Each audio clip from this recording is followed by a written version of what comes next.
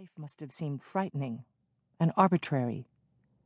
Idols and household gods might be of comfort, but there was little an individual could do to alter fate.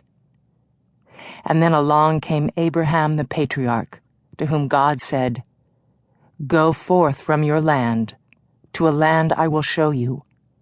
I will make you a great nation, and I will bless you."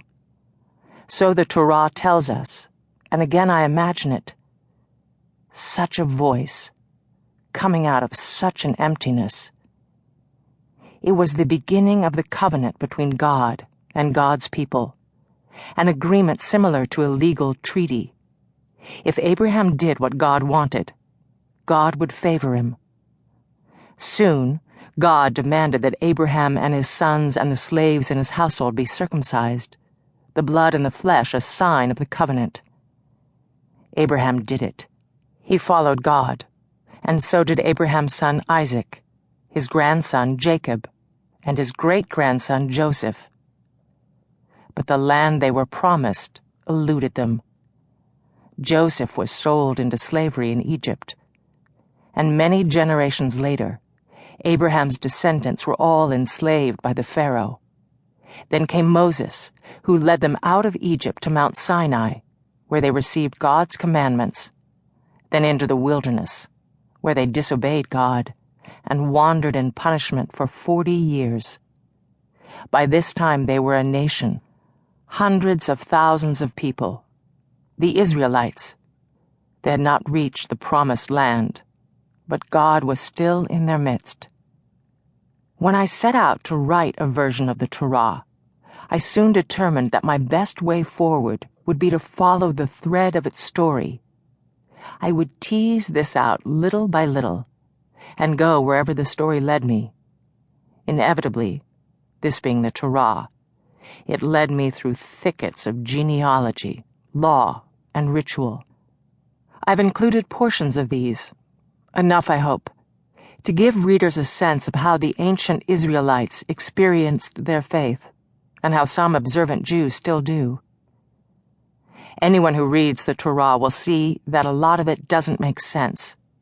It is repetitive, inconsistent, even contradictory. The Torah's fractured history may be responsible. Although the events in it could have occurred from about 2000 BCE to 1250 BCE, meaning before the Common Era, a term preferred by Jewish historians to BC, before Christ. They were not written down until about 900 BCE to 450 BCE, when literacy in the eastern Mediterranean had become more widespread. Two other great works of antiquity, Homer's epics, the Odyssey and the Iliad, were compiled in Greece at the same time. The 5 books of the Torah began orally as tribal tales, and were then written down out of sequence, and over again, by a series of authors or redactors with their own beliefs and motives.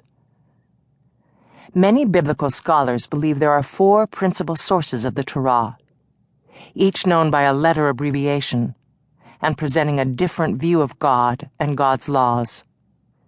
J calls God Yahweh. E calls God Elohim. D is the source of the book of Deuteronomy, and P is the priestly and probably the most recent source.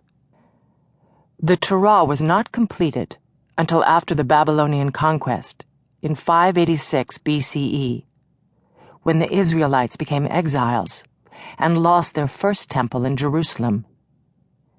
It was the beginning of the Jewish diaspora, a scattering that continues to this day. Without leaders, or the protection of a state, without a place to worship God, the Israelites relied on their laws and the record of their history in the Torah. They studied the Torah diligently. They wrote commentary upon commentary about it. They comforted themselves with its intricacies. Dwelling in the Torah, among God's commandments, the exiled Israelite remnant became truly people of the book, a name Jews still carry on their wanderings.